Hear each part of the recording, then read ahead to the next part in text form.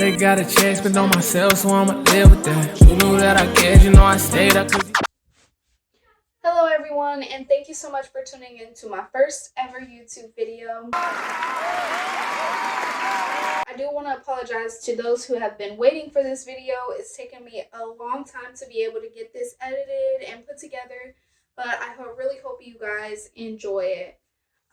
In this episode, I'm going to be putting together my kids' Montessori beds. This idea actually came to me from my older sister. We were on the phone and I was searching for things for their room, and I just couldn't find a bed that was in the price point that I wanted, but also the style that I wanted. So I did go for Montessori beds for them so that they can easily get in and out of the bed. They can sit on the side of the bed just like an adult would sit on the side of their bed, and their feet will be on the ground comfortably.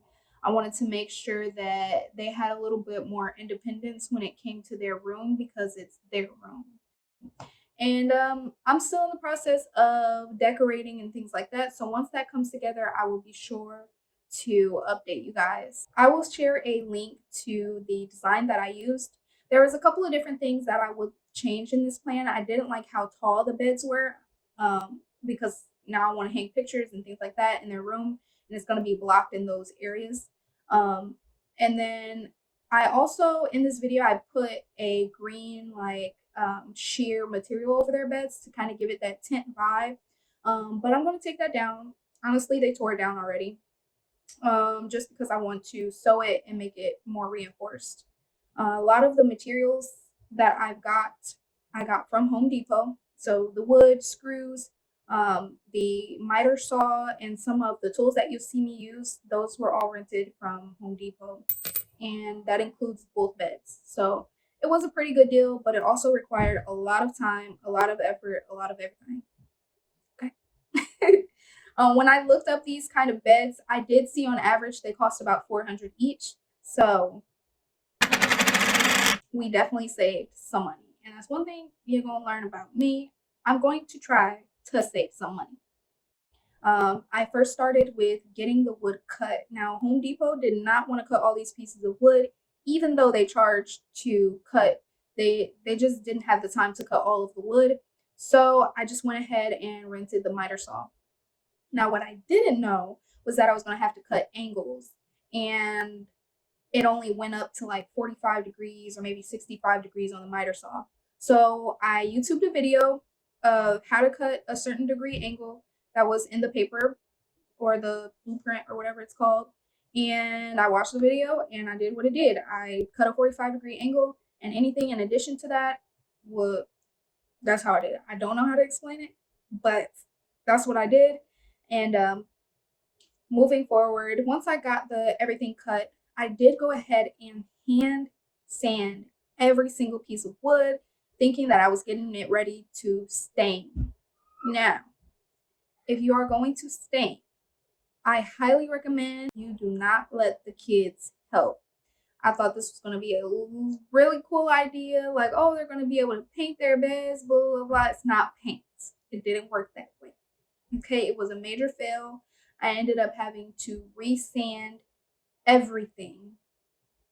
And I was so tired of sanding, I went ahead and bought an automated sanding thing. Then it was dying when I was trying to get the stain off and all that other stuff. So don't recommend. I did continue to sand it because I decided to spray paint it, and I didn't want it to look patchy under the spray paint, and I didn't want to have to buy a whole bunch of spray paint to do layers and all that other stuff. I'm trying to think of what else. Oh, I did get injured about 2 times. So when I was staining, I had them all laid up on a table. Don't do that. Do them one at a time, because one of them slid and landed right on my big toe. And that mug, it was bleeding underneath and it had to grow out. So it was definitely some pain. I was in there like, I'm gonna try to include the clip, but it was definitely like, My leg!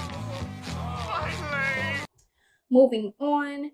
After now, when I started putting these beds together, I I had a power drill, but I didn't have attachments and things for like to make longer holes. I didn't have the little spacers that you need to make angled holes. I didn't have none of that.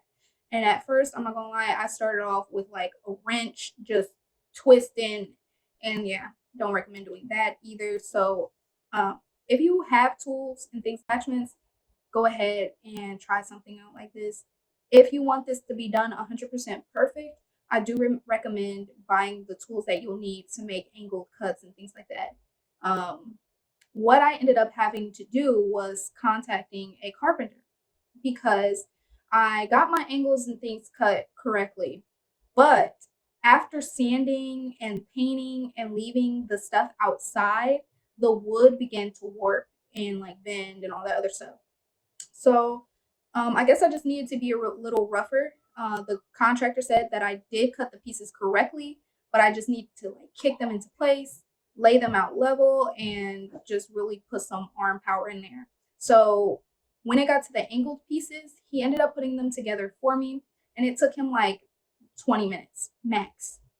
He also cut some of the angled, or he also drilled some of the angled holes for me and made sure that the tops of the beds where the angles were fit together perfectly. After getting the pieces all together and sanding them again from the bed stain, went ahead and spray painted them. And I came inside, brought all the pieces in, gave it a rest for a couple of days, and put it all together. Now, one of the things that I did notice is that on one of the beds, I accidentally drilled a hole on the wrong side or something like that. So the slats needed to be cut about like 3/4 of an inch smaller. So they now fit on the ledge. I do recommend also drilling these down because my kids, they seen me build this and they really enjoyed it, and they take the slats off and they say that they're building. They'll do little seesaws and all kinds of other stuff. Now, some of the cuts that I had, I ended up sanding them down and turning them into blocks.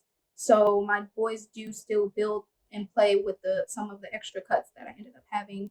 They were like little triangles, little squares, little rectangles. Some of them I took a marker and I drew shapes on them, and on the other side I wrote what shape it was so that they can learn and all that kinds of stuff.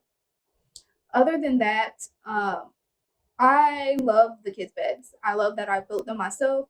There's modifications that I do want to make to them, like I said, with the drape being on the top. And now that I moved their room around, the lights, how the lights are wrapped, they can't reach the plug anymore. So I'm going to be changing some of that stuff. But all in all, I completely love that I built this for my kids. They really love the beds. As soon as I was done with them, they were sleeping on them. Literally, not even 10 seconds later, I think I have a clip. My son just jumped on the bed and he fell asleep just like that. I had to wake him up, put the sheets on, and all that other stuff. They are on them every single day. They're comfortable in their room. If they get scared of the dark or anything like that, I just cut their lights on. And I think that's all that I have for this video. Again, I do apologize for the wait. I am so glad that you guys tuned in, and I hope that you will be joining in, subscribing, liking, and commenting, and looking out for new content. Like I said, I really appreciate all of your support, and I look forward to going on this journey with you. Bye-bye! But life showed me I'm all I need. You know what you Look at what I done here without you. I got all the zeros in the cloud too.